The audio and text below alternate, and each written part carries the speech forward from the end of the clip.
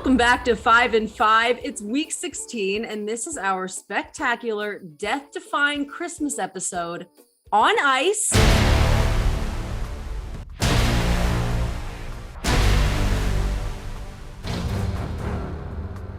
You can't see it, but Raheem and I are both wearing ice skates right now.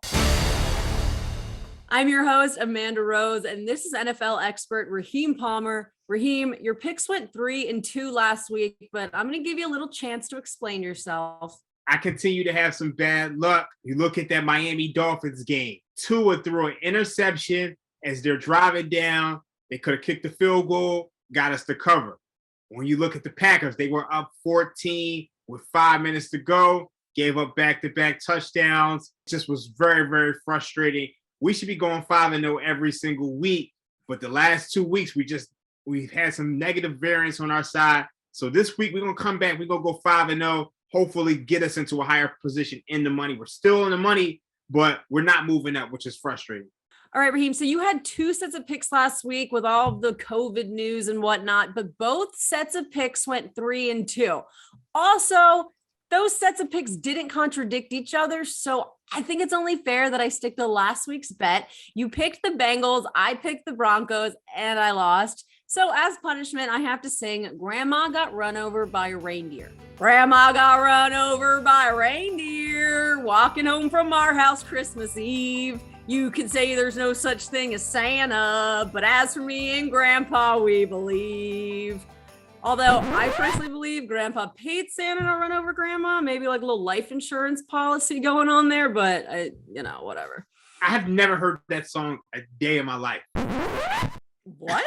All right. So holiday murder conspiracies aside, it is time for Raheem's 5 best bets for this week. And one quick note, just like last week, due to late breaking COVID and injury news, these picks may be altered in Raheem's Pick'em column this Friday on actionnetwork.com. We'll add the link to the YouTube description as soon as it is published. So keep an eye out for that. I'm about to put 60 seconds on the clock and we're going to see where Raheem is going with pick number 1. Let's do it. All right, we're going to go back to the well again. We're going with the New England Patriots -2.5. These two teams played in week 13. The Patriots rushed the ball 46 times compared to 3 passes. Buffalo Bills couldn't stop the run. So what are they going to do now that there's not windy conditions and they don't know that the run is coming? Buffalo Bills are dealing with some offensive line issues. Obviously, Josh Allen is a little banged up. Cole Beasley is missing this matchup, as is Emmanuel Sanders, who couldn't miss this matchup, is questionable. The Patriots, their defense should be able to dominate this game. They should continue to still be able to run the ball. And Mac Jones is going to throw it a little bit more this time. Later, 2.5 points with the Patriots. Cincinnati Bengals -2.5. Look, last time these two teams played, Cincinnati Bengals ran up the score 41-17. Joe Burrow threw for more than 400 yards.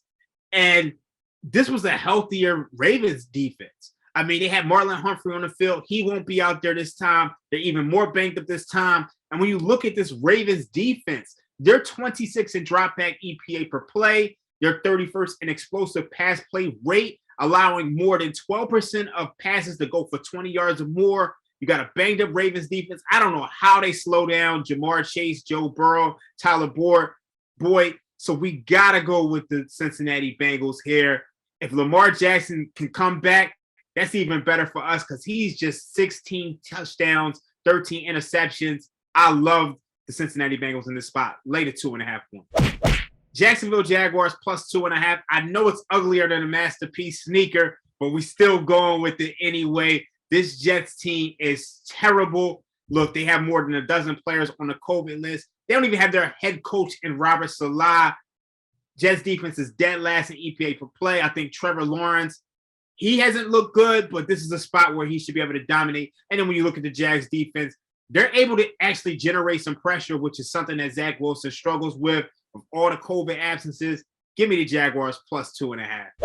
And we're going to take it to Vegas right now with the Las Vegas Raiders. Last time these two teams played, they absolutely dominated Denver Broncos as 5.5-point road underdogs. I think the same thing happens here again. Look, Teddy Bridgewater is out for this game, which means no Teddy covers. This is a significant downgrade to Drew Lock. who has just 17 touchdowns to 17 interceptions in his last 13 games. Raiders defense should be able to capitalize on that. But more importantly, Derek Carr has carved up this defense like a hot knife through butter. Last time these two teams played, he had 18 completions for 341 yards. Really explosive offense. I know the Raiders haven't been that explosive offensively, but they figured something out about this Denver Broncos team. So we're going to lay the 1.5 points with the Raiders.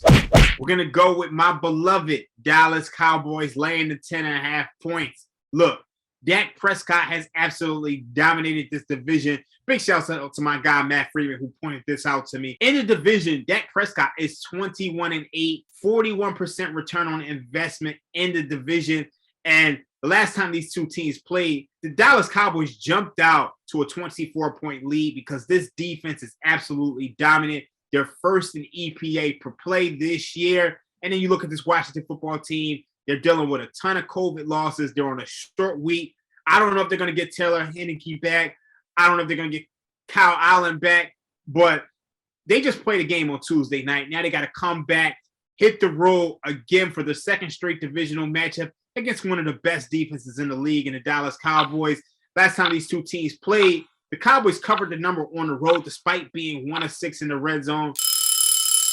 All right, Raheem. And just to recap, here are Raheem's 5 best bets against the spread this week. We have the New England Patriots -2.5 versus Buffalo Bills. Cincinnati Bengals -2.5 versus Baltimore Ravens.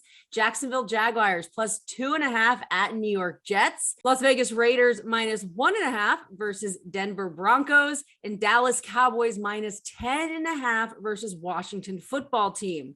And for Amanda's pick, this is a close your eyes bet, but give me the Broncos +1.5 this week. The Raiders are 1-3 against the spread as home favorites this season. They were lucky to eke out that win over the Browns last week, and the team feels like a shell of the spirited underdogs we saw at the beginning of the season. This just feels like a coin flip to me, so I'll take the other side with the points.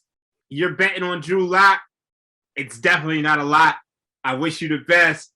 It's not going to happen. All right. There's nothing better than a Raheem roast because it is so poetic that it doesn't even feel mean. It just feels like a spiritual enlightenment. But before we get out of here, I do have to announce last week's winner of that Action Network hoodie. Username Malloyd won the randomized drawing. So email our producer at the email address on the screen and he'll set you up with a free hoodie. So Merry Christmas, everyone. Please don't let your grandmothers walk home alone at night, but more importantly, cherish them if they're even still alive. I'm Amanda Rose, he's Raheem Palmer, and we'll see you next week for week 17.